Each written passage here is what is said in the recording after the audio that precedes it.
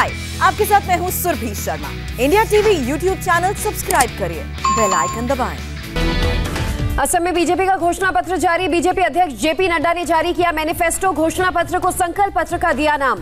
असम के लिए बीजेपी के 10 संकल्प। पहला संकल्प मिशन ब्रह्मपुत्र। असम में बाढ़ की समस्या से वैज्ञानिक तरीके से निपटा जाएगा। बीजेपी ने 30 लाख परिवारों को हर महीने 3000 आर्थिक मदद का किया वादा। तीसरा संकल्प अवैध कब्जों को हटाएंगे।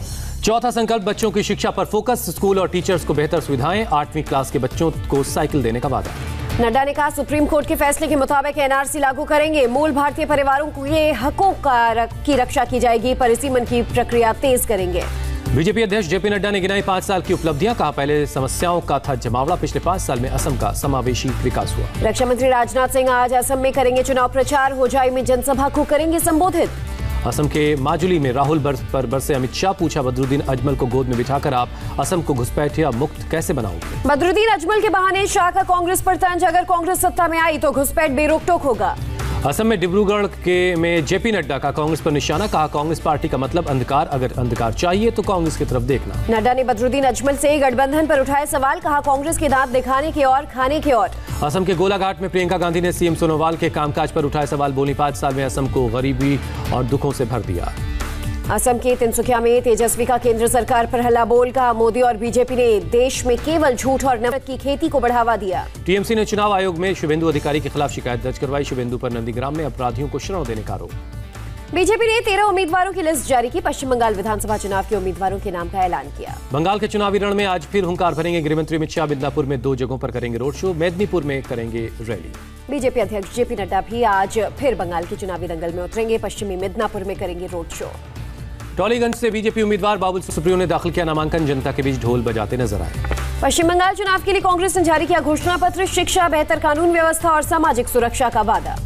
पहले चरण के मतदान से पहले आज बंगाल जाएगी केंद्रीय चुनाव आयोग की टीम। तैयारियों का लेगी जायजा। वोटिंग से 72 घंटे पहले चुनाव आयोग ने बाइक रैलियों पर लगाई रोक। बाइक के जरिए वोटर्स को धमकाने का आरोप। पश्चिम बंगाल के पूर्वी बर्धमान में 2 बम फटने से मचा हड़कंप। हादसे में एक बच्चे की मौत हुई। बर्धमान की घटना पर चुनाव आयोग सख्त। जिला प्रशासन और राज्य के मुख्य सचिव से 24 घंटे के अंदर रिपोर्ट देने को कहा। बंगाल में बम मिलने का सिलसिला जारी। साउथ 24 परगना में पुलिस ने बरामद किया जिंदा बम। केरल में कांग्रेस नेता राहुल गांधी की धुआंधार चुनावी रैली। आज कई जनसभाओं को करेंगे संबोधित। कोच्चि में राहुल ने छात्राओं को सिखाए मार्शल आर्ट के गुर।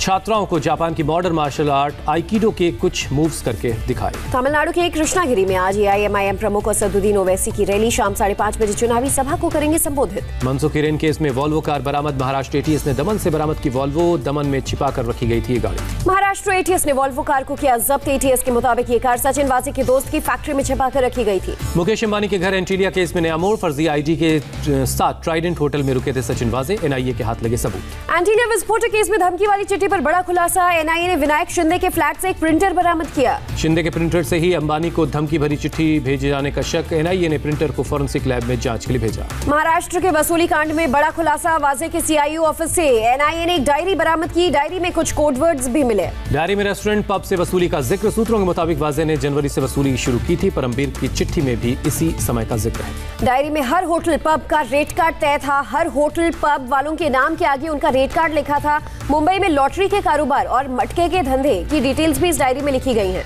गुजरात से एटीएस ने एक शख्स को गिरफ्तार किया। इस संदिग्ध आरोपी ने 14 सिम कार्ड सप्लाई किए थे। सचिन वाजे और विनायक को 5 सिम मिले थे। एटीएस ने 8 सिम बरामद कर लिए। 14 के हिसाब से अभी भी 1 सिम मिसिंग है। शरद पवार के दावे पर फिर उठे सवाल। नागपुर के अस्पताल से डिस्चार्ज होने के बाद 15 फरवरी को ही निजी फ्लाइट से मुंबई आ गए थे देशमुख। शरद पवार ने कल किया था दावा। 28 फरवरी तक होम आइसोलेशन में थे देशमुख। इस दौरान नहीं हुई उनकी परमबीर से मुलाकात। देशमुख ने कहा होम क्वारंटीन के दौरान वीडियो कॉन्फ्रेंसिंग के जरिए कई मीटिंग में शामिल हुआ। डॉक्टरों की सलाह पर रोज रात पार्क में करता था प्राणायाम।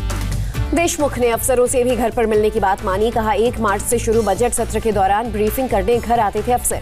परमबीर सिंह के सुप्रीम कोर्ट पहुंचने के बाद महाराष्ट्र सरकार में हलचल तेज। देर रात महाराष्ट्र के डीजीपी रजनीश सेठ से मिले गृहमंत्री अनिल देशमुख। सह्याद्री गेस्ट हाउस में आधा घंटे चली ये मुलाकात। डीजीपी के बाद एसीएस होम मनु कुमार श्रीवास्तव से भी मिले देशमुख। परमबीर के आरोपों की जांच के लिए कमेटी बना सकती है सरकार। परमबीर के बाद एक और आईपीएस ऑफिसर संजय पांडे ने की दिखाए बागी तेवर। मुंबई हाईकोर्ट जाएंगे। डीजीपी नहीं बनाए जाने की करेंगे शिकायत। अमरावती की सांसद नवनीत राणा ने लोकसभा स्पीकर को लिखा खत। शिवसेना सांसद अरविंद सावंत पर लगाया धमकी देने का आरोप। अरविंद सावंत ने खारिज किया नवनीत का आरोप। कहा ऐसा सोच भी नहीं सकते। नवनीत ने के रवैये पर उठाए सवाल। बीजेपी के बड़े नेता से परमबीर सिंह की मुलाकात पर बोले नवाब मलिक, कहा परमबीर सिंह दिल्ली में किससे मिले थे हमें पता है, सही वक्त पर करेंगे खुलासा।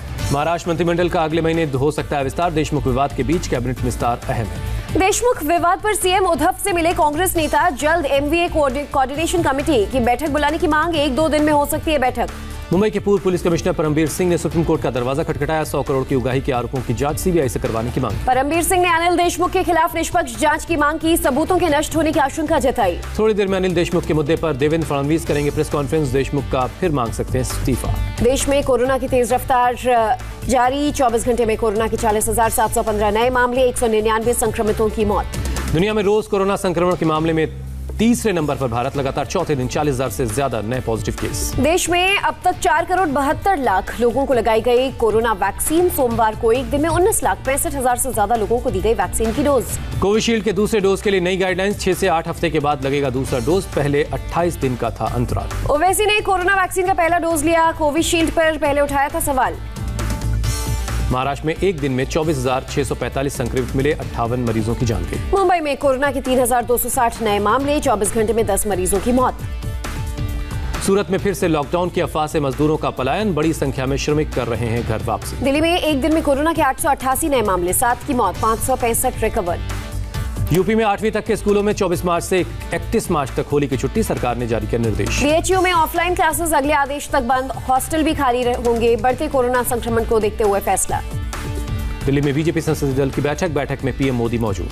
गोवा नगर निकाय चुनाव में 6 नगर परिषदों में से 5 में बीजेपी की जीत, पीएम मोदी ने मतदाताओं का किया शुक्रिया, कहा जनता विकास के एजेंडे को पसंद कर रही। लोकसभा ने राष्ट्रीय राजधानी राज्य क्षेत्र शासन संशोधन विधेयक को मंजूरी दी, एलजी को मिलेगी और ज्यादा ताकत। तमिलनाडु के तिरुवल्लुर में सेना का ऑपरेशन, फैक्ट्रियों में इकट्ठा किए गए 10 टन बारूद को सुरक्षित विस्फोट कर नष्ट किया। साल 2020 के गांधी शांति पुरस्कार का ऐलान, बांग्लादेश के संस्थापक बंगबंधु शेख मुजीबुर रहमान को दिया जाएगा पुरस्कार। साल 2019 का गांधी शांति पुरस्कार का भी ऐलान, ओमान के दिवंगत सुल्तान काबूस बिन सैद अल सैद को दिया जाएगा।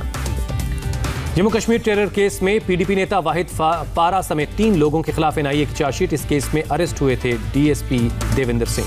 दिल्ली में कम हुई शराब पीने की कानूनी उम्र, 25 साल की जगह अब 21 साल में मिलेगी शराब। दिल्ली में शराब की कोई नई दुकान नहीं खुलेगी, सरकारी शराब की दुकान भी नहीं होगी, डिप्टी सीएम सिसोदिया का ऐलान। दिल्ली में लॉकडाउन में साफ सुथरी हुई यमुना में फिर बड़ा प्रदूषण, ओखला बैराज में 12 गुना ज्यादा जहरीला हुआ पानी, यमुना में दिख रहा झाग का अंबार। दिल्ली एनसीआर के पावर प्लांट्स पर सीआरईए के एक रिपोर्ट में चौंकाने वाला खुलासा, 12 पावर प्लांट्स के उत्सर्जन से दिल्ली में 218 और एनसीआर के जिलों में 682 लोगों की जान गई। मध्य प्रदेश के ग्वालियर में बस और ऑटो के बीच भीषण टक्कर, 9 बहनों समेत 13 महिलाओं की मौके पर ही मौत। ग्वालियर में मरने वालों में 12 महिलाएं और एक ऑटो का ड्राइवर, पुरानी छावनी इलाके में हुआ यह हादसा। एमपी के सीएम शिवराज सिंह चौहान ने मारे गए लोगों के परिजनों को 4-4 लाख रुपए मुआवजे का ऐलान किया, घायलों को मिलेंगे 50,000 रुपए। उत्तर प्रदेश के बुलंदशहर में समाज कल्याण अधिकारी की पिटाई, दफ्तर में घुसकर छात्रों ने की पीटा, आरोपियों की अभी तक नहीं हुई है गिरफ्तारी। यूपी के उन्नाव में छात्रा से गैंग रेप, आरोपियों ने किडनैप कर वारदात को दिया अंजाम। उन्नाव गैंगरेप के मामले में पुलिस वालों पर गंभीर आरोप, गैंगरेप की शिकायत के बावजूद छेड़छाड़ का मामला किया था दर्ज। वाराणसी में हिस्ट्री शीटर अभिषेक सिंह, हनी और अनिल कुमार सिंह के मकान ध्वस्त किए गए, दर्जनों मुकदमे अलग अलग थानों में थे दर्ज। मेरठ में एसपी ऑफिस के सामने 2 पक्षों में मारपीट, मीडिया के पहुंचने पर पुलिस ने बीच बचाव किया। एमपी के मुरैना में डंपर से कुचलकर बाइक सवार भाई बहन की मौत, घटना सीसीटीवी में कैद, हादसे के बाद लोगों ने किया सड़क जाम। सूरत में नगर निगम के खिलाफ प्रदर्शन, जिम एसोसिएशन ने जाहिर की नाराजगी, कोरोना संक्रमण की वजह से जिम और गार्डन को किया गया है बंद। अमेरिका में कोलोराडो के सुपरमार्केट में गोलीबारी, पुलिस ऑफिसर समेत 10 लोगों की मौत, हमले में 10 से 12 लोग घायल। हमलावर को हिरासत में लेकर पूछताछ कर रही पुलिस, संदिग्ध से गोलीबारी की वजह पता लगाने की कोशिश कर रही पुलिस। ग्वाटेमाला में फिर सक्रिय हुआ पकाया ज्वालामुखी, धधकते लावे के साथ काफी ऊंचाई तक फैला धुआं, इलाके को खाली किया गया। ऑस्ट्रेलिया के पूर्वी तट से बाढ़ से बिगड़े हालात, 18,000 लोगों को प्रभावित इलाकों से सुरक्षित निकाला गया। जर्मनी में कोरोना की तीसरी लहर, 18 अप्रैल तक बढ़ा लॉकडाउन, ईस्टर की छुट्टियों पर घरों में रहने की अपील। भारत और इंग्लैंड के बीच पहला वनडे मुकाबला आज पुणे में दोपहर 1:30 बजे से खेला जाएगा मैच। टेस्ट और T20 सीरीज जीतने के बाद टीम इंडिया के हौसले बुलंद हैं। कोहली ने डीआरएस सिस्टम में अंपायर्स के फैसले पर उठाए सवाल, कहा काफी कंफ्यूजन पैदा हो रहा है, अगर बॉल स्टंप से टकरा रही है तो दिया जाए एलबीडब्ल्यू। कोहली ने कहा, मैंने सूर्य कुमार यादव जैसे खिलाड़ियों को जगह देने के लिए ओपनिंग का फैसला किया, T20 वर्ल्ड कप में मेरी ओपनिंग तय नहीं। चौथे नंबर के बल्लेबाज को लेकर सस्पेंड श्रेयस अय्यर की जगह सूर्य कुमार यादव को मिल सकता है मौका। पीसीबी के पूर्व चेयरमैन जाका अशरफ की मांग, बोले भारत और पाकिस्तान के बीच शुरू हो जिन्ना गांधी ट्रॉफी। धोनी के फार्म हाउस की सब्जियों की डिमांड बढ़ी, खोला गया एक रिटेल काउंटर।